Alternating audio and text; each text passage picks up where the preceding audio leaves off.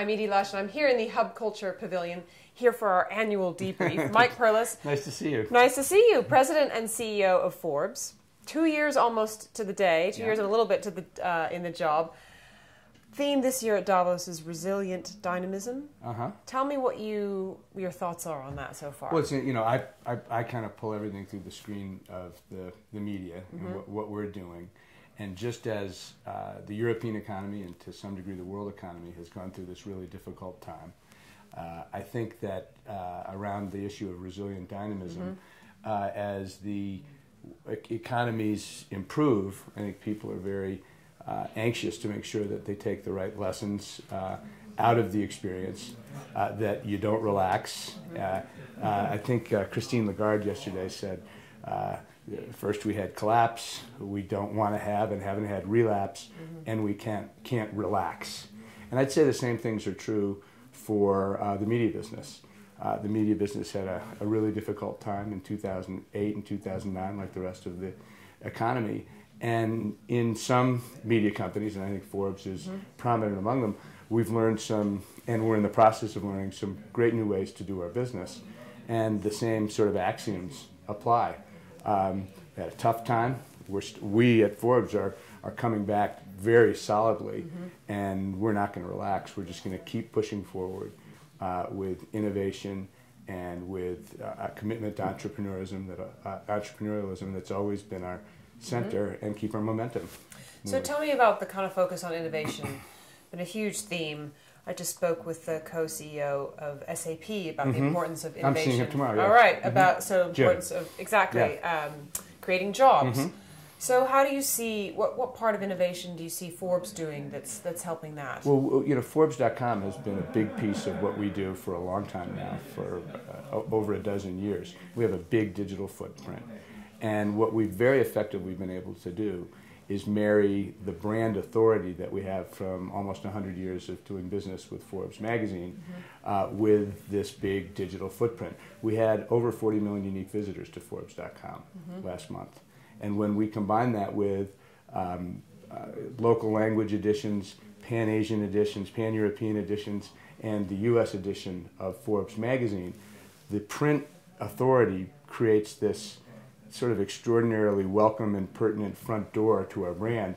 And then when people go through that front door, we have this opportunity at Forbes.com to go deep, deep, deep on everything having to do with entrepreneurialism, free market capitalism, business, success, wealth, all the things that we do.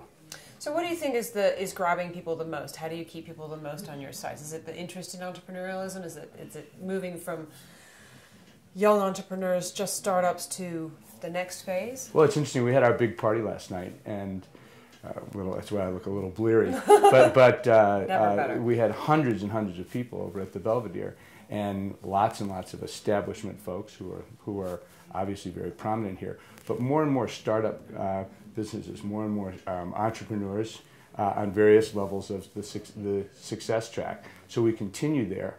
But what we've been able to do with the kind of platform that we've built at Forbes.com is create conversations, create engagement.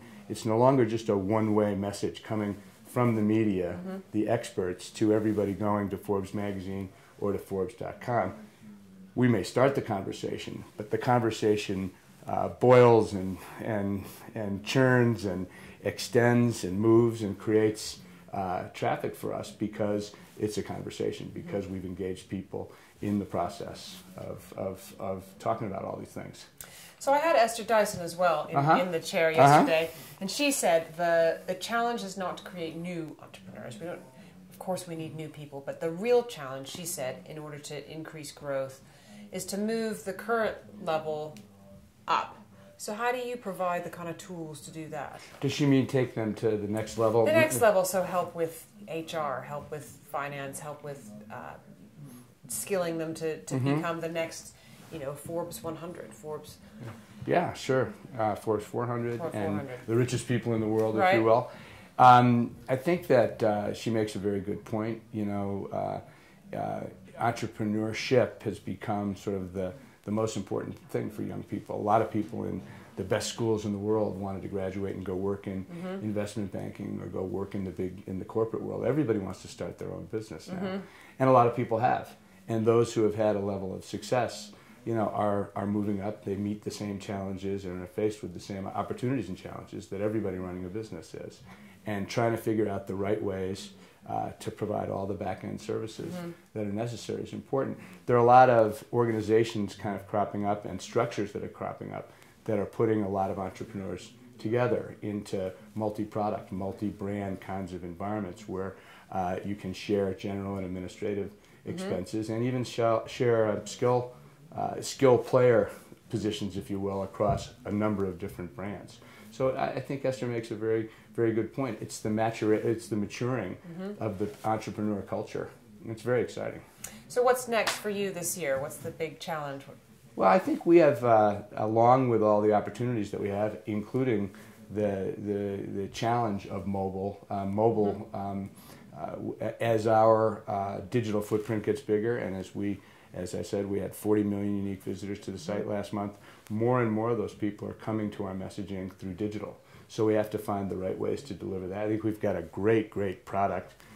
We render to mobile and to tablets and to the desktop digitally, seamlessly. Finding the right ways and the right business models to monetize around that is everybody's challenge. And we've got some very interesting ideas about how to do that, but we'll be focusing a lot on that this year. Mike, thanks so much for stopping by the pavilion. My pleasure. And I'm Edie Lush.